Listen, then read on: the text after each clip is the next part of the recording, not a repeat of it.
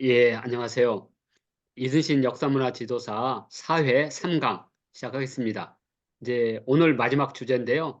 임진왜란에 대한 종합적 평가입니다. 그래서 간단하니까요. 너무 뭐 이렇게 머리를 안 쓰셔도 됩니다. 어, 사실 임진왜란 초기 조선의 군사적 준비 상황은 사실 엉망이었습니다. 그 대표적인 이유는 하나는 뭐냐면 명나라의 우산 정책을 썼습니다. 그때 당시 명나라가 이제 그 북쪽에 가장 강력했던 이제 원나라 세력들 북원이라 불렀고 이제 이쪽 그 명나라 입장에서 북로라고 불렀거든요. 북로 또는 호로라고 불렀습니다. 예. 근데 무지 약화됐어요. 분열을 시켜서. 그다음에 만주 쪽에서도 아직은 큰 세력이 없었어요. 물론 이제 임진왜란이 끝난 후에 여진족들이 이제 새로운 나라를 세우게 됐지만 한 30년 지나서 이제 제국을 세우게 되죠. 그렇지만 그 전까지는 이제 명나라가 200년 동안 동아시아 패권을 장악할 정도로 강력했죠. 그 명나라의 우산 정책에 들어감으로써 더 이상 큰 전쟁은 없을 것이다. 그다음에 바다 건너 일본은 여러 개로 쪼개졌기 때문에 통일돼서 하나의 힘으로 조선을 침략할 수 없을 것이다 하는 이제 두 가지 견해가 있었습니다. 그래서 이 진관 체제를 거부하게 됩니다. 이 진관 체제라는 것은 뭐냐면 충청도든 어떤 중요한 지역에 사령부를 설치하고 그 밑에 만에서 15,000명 정도의 군사적 지휘권을 가진 사람이 주둔하면서 군사를. 근데 이 진이 세 개가 모이면 3만에서 4만의 군대가 돼버리는 거죠. 이들이 반란 일일까 두려워서 이 진관 체제를 없애버렸어요. 없애버리고 재승방략 체제로 바꿔요. 그러면 재승방략은 뭐냐면 큰 적군이 오지 않을 때는 굳이 10,000명을 하나의 사령부에 둘 필요가 없다. 그래서 각 중요한 도시마다 1,000명, 2,000명, 3,000명 다 쪼개는 겁니다. 그런데 예를 들어서 이렇게 해적이 오면 3,000명이 막을 수 있잖아요. 해미업성 같은 데서는. 그런데 일본군이 같이 10,000명, 30,000명이면 어떻게 하냐. 그때는 각 그 지역에 퍼져 있는 애들을 어느 특정 지역에다 모이라 그래. 막 5개, 10개 부대를 모이라 하고 서울에서 사령관을 뽑아서 내려보내는 거예요. 이게 재승방략이에요. 그러니까 쉬운 말로 하면 일본군이 이제 부산에 넘어오니까 각 고을에 군사를 전부 다 어디다 탄금대, 충주에다 모이라. 그리고 여기서 실립이 가는 거죠. 근데 이 재승방략이라는 게 되게 효율적인 전략이 될 수도 있어요. 왜? 훈련을 많이 하면 훈련을. 그러니까 예를 들어서 이 북한 쪽에서 이 남한의 훈련 중에 제일 무서워하는 훈련은 팀 스피릿 훈련이라고 그래요. 그게 어떤 거냐면 미군과 한국이 연합을 하는데 어, 강원도 어느 그 부대들은 적으로 산정하고 이쪽 부대는 공격으로 해가지고 실전 연습을 해요. 막 탱크 나고 비행기 나고 무지 중요한 실전이죠. 마찬가지로 재승방략도 그런 훈련을 하면 유기적으로 되는데 문제는 훈련 하나도 안 했다는 거죠. 그다음에 두 번째로는 장군들이 그 지역에 대한 지리도 모르고 그 지역의 장군도 모르고 그러니까 지휘가 안 되는 거예요. 실질적으로.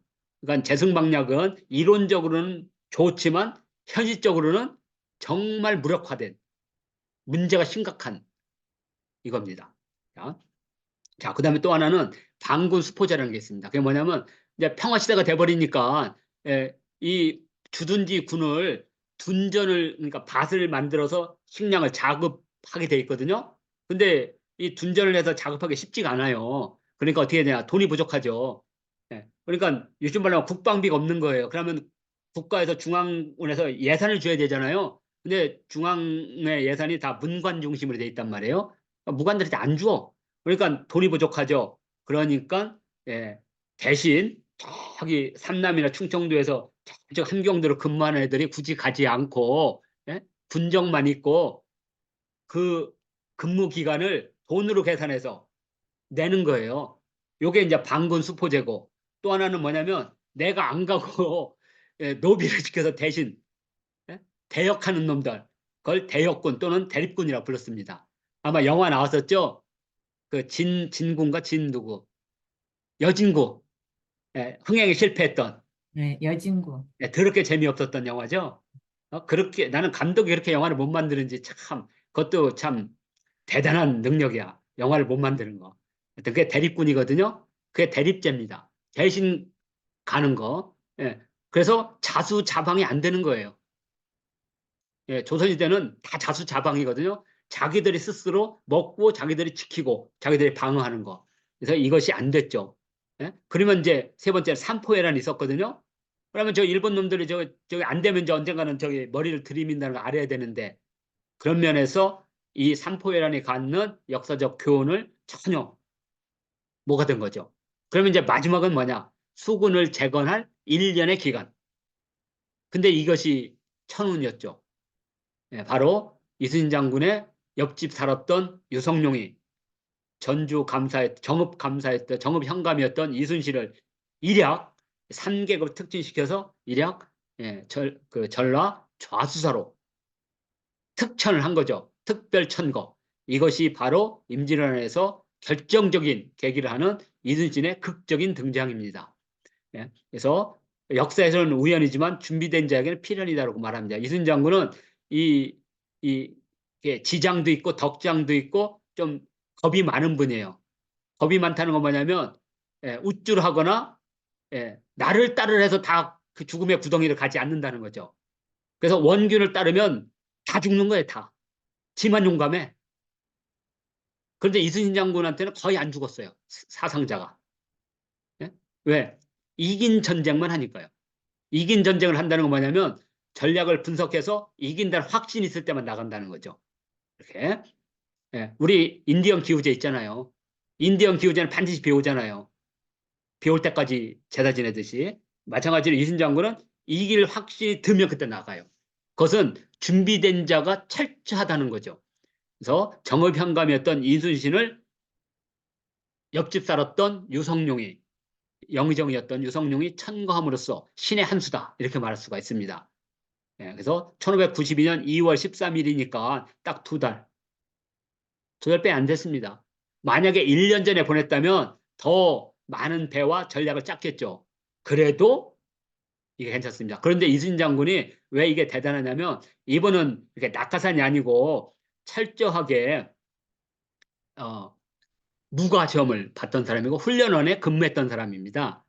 자, 우리가 많은 분들이 과거 급제자를 이렇게 오해하는데 과거 급제 중에서 처음으로 공부한 사람들이 과거에 급제한 예는 거의 없습니다. 적어도 서당에서 10년 이상 공부한 사람이나 재수 삼수한 사람들이에요. 문과의 급제자들도. 근데 무과는 28명을 뽑는데 이순신 장군이었을 때 군관 출신이 아닌 사람이 2명뿐이에요. 26명이 다 군관 출신입니다. 그러니까 쉽게 말하면 장교들이에요. 현역 장교들. 예? 예. 그러니까 이 사람들은 무의 천재들이에요. 예? 그냥 문관처럼 그냥 입만 나발하는 게 아니라 실제 무예를 잘하는 사람들이에요. 그러니 이순신 장군 같은 사람은 군인 출신이 아니기 때문에 무과에서 병과 구등병이 못하는 거예요. 병과 구등 21등. 많은 사람들이 이순신 장군이 대단한 무예 같지만 사실은 말도 제대로 못해서 떨어진 거거든요. 그러니까 이제 전투라는 것은 장군이 나가서 칼싸움하면 화살 맞춰 죽는 거예요. 왜? 장군의 옷은 딱 표시나잖아요. 그러면 저 화살 쏘는 사람들이 저놈이다 하고 그냥 백발 쏘면 칼로 무슨 수로 막아요. 이거 막는 거 다 개뻥이에요. 등 뒤에서 나올 활은 못 막는 거예요. 영화에서만 막는 거예요. 영화에서만. 예? 예. 그렇기 때문에 장군은 지휘하고 전략을 짜고 하는 거지. 뭐 최수종 몸에 강함찬 나오면 막 자기가 나가서 싸워. 그러면 제일 먼저 화살 맞고 죽는 거예요. 이렇게. 자, 그래서 드라마 같은 이 역사를 이해하는데 아주 또 이 잘못 이렇게 왜곡해서 보게 만들어요. 하여튼 그래서 선조실록에 보면 2월 16일 날에 사관원이 아주 결사반대합니다. 어떻게 3계급 특진하냐 이거지. 안 된다. 그리고 이틀 후에 또 안 된다 이거죠. 시간은 아닙니다. 사관원입니다. 사관원. 너무 파격이다. 안 된다. 그러니까 이제 어, 유성룡이가 내가 잘한다. 그래서 보내는 거든. 그리고 이제 다음에 어, 그 다시 재수할 때, 그러니까 이제 대구종군 할 때 유성룡이 또 그런 말을 합니다. 신의 집이 이순신과 같은 동네에 있기 때문에 이순신의 사람됨을 잘 알고 있습니다. 그러니까 아마 5년 전에나 6년 전에도 그 얘기 했겠죠. 유성룡이 청구한 거니까. 나를 내가 보장한다. 내가 옆에서 봤는데 사료도 깃고, 예? 그리고 수탈이나 약탈도 안 하고 청렴하다. 이래서 가게 되는 거죠. 예. 그리고 어, 이 충무공 전서에 이수관이 이제 이수광입니다. 관이 아니에요. 이수광의 지복유설 등에도 유성룡의 천고로 예? 어, 그 전라 자수에 예, 제수됐다고 얘기합니다. 그러니까 유성룡의 큰 공이죠. 이순신의 극적인 등장은 임진왜란의 승패를 결정지어버린 거죠. 아, 예. 그리고 이제 왜군의 패착입니다. 자, 한번 볼게요. 4월 13일 날 드디어 출정이 시작됩니다. 그래서 4월 14일 부산포를 쳐들어와요. 점령하죠. 그리고 5월 3일 날 한양이 점령됩니다. 근데 문제는 이거였어요. 하죽지세로 국군이 올라왔는데 보급로가 너무 긴 거죠. 그래서 보급로 해결하는 것은 바다로 해서 빨리 오면 돼요. 바다로. 근데 4월에서 8월 사이에 단기간으로 승부를 짓기 위해서 많은 식량을 가져오지 못하고 무기도 많이 가져오지 못하고 한양까지 와버렸어요. 그래서 평양까지 갔다 평양에서 막혀서 이제 더 이상 무기도 부족하고 식량도 부족하고 그러면 이제 유일한 것은 강화도 쪽으로 해서 식량이 오는 건데 7월에서 8월 달에 조선 관군이 딱 막은 거예요. 왜? 일본 군들은 이때 호남으로 들어오면 8월 달이니까 곡창지대잖아요. 한 달만 기다리면 호남에 어마어마한 곡식이 오는 거잖아요. 그런데 이것을 웅치와 이치하고 한산돼서 막은 거예요. 지금 우리는 7월 8일이지만 실제로는 8월이거든요. 그러면서 9월 달이 되면 이제 일본군은 연백평야에서도 장악 못하고 경기평야도 장악 못하고 충청평야도 장악 못하고 호남평야도 장악 못하면서 군량매 결정적인 문제가 생겨요. 무기와 군량미. 그리고 조선의 무기체계는 조총을 만드는 무기체계가 아니기 때문에 조선군을 동원해서 무기를 만들 수가 없어요. 일본군들이. 그래서 할 수 없이 바로 부산으로 내려오게 되는 겁니다. 네. 그리고 이제 9월 달이 딱 되니까 연백편에 이제 9월 달 평양전투 되니까 9월 달 되니까 조선은 10월 달이거든 지금에 추위가 오기 시작하는데 일본군들은 대부분 경상도 다 밑에예요.